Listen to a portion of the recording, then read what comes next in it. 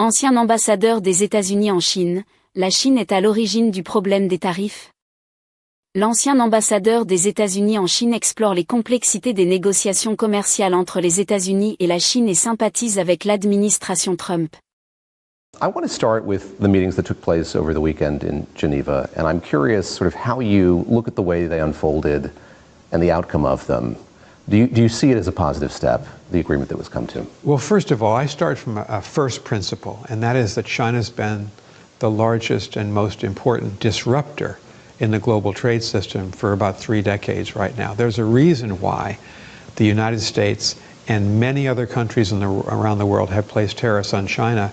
China's manufactured exports in particular is because China's been dumping them around the world below the cost of production, and it's been a killer for jobs, both in the United States historically in the last several decades, but also around the world. You have a situation now where Turkey and India and Brazil and Colombia and Mexico and Canada and the United States and the European Union have all put tariffs on China. So I have a degree of sympathy for the situation that President Trump and his team inherited, which was a situation that we left when I left in mid-January as ambassador to China. President Biden, a year ago, in May 2024, placed 100% tariffs on Chinese EVs, 50% on semiconductors, 25% on lithium batteries. So the root of this problem is China and Chinese trade policy. The Chinese are trying to act now, you saw it in the statements over the weekend from Vice Premier He Lifeng, as if they're the innocent party, that they're the victim of this trade war by President Trump, when in fact, and that they're the responsible party, when in fact the reality is quite different. I think it's important to set the stage. Having said that, these are going to be very, very difficult negotiations over the next 90 days. I think in the end, self-interest and logic will prevail. Both sides need an agreement. It was encouraging to hear Treasury Secretary Scott Bessent say that they had agreed in principle they don't want to decouple these two economies. Last year we had a $642 billion two-way trade relationship in goods and services with China. China's our third largest trade partner. About 1 million American jobs depend on trade with China. Upwards of 20 million manufacturing jobs in China depend on trade with the United States. So neither country can afford to sunder the economic ties and the millions of interactions that our private sector has had with the Chinese economy over the last 40 years. And I think in the end, there will be a trade agreement. But getting there, I think, is going to be extraordinarily difficult. During your tenure, you were trying to, if I may, rehabilitate a relationship that had worsened during the first Trump administration. Develop conduits for communication, reestablish economic and security ties. When you left that post, could you have envisioned this turning out the way that it has, in terms of how the rhetoric has been ratcheted up, the tariffs have been put in place?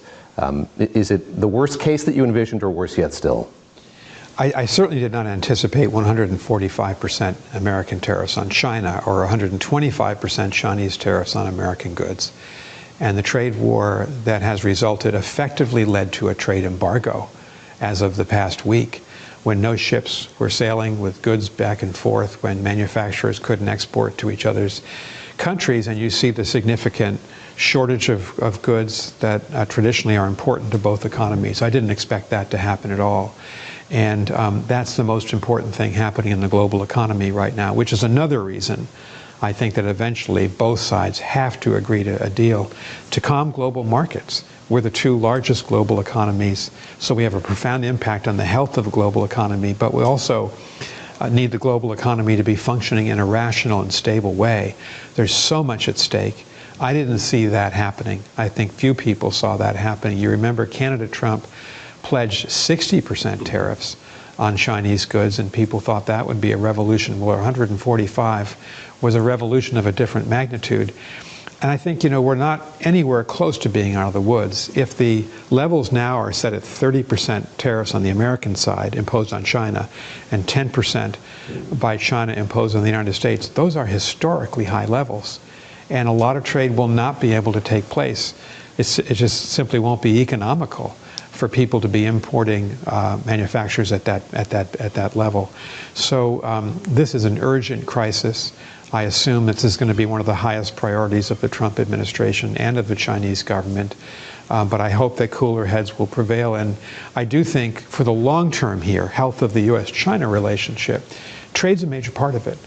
And a decoupling of the two global economies, let me say that again. Sure. A decoupling of the U.S. and Chinese economies would have profoundly negative consequences for both. So getting this right is going to be very important. Trade negotiations normally take a year or 2 or 3. To try to compress this level of complexity into 90 days is going to be a real negotiating challenge, but it has to be done.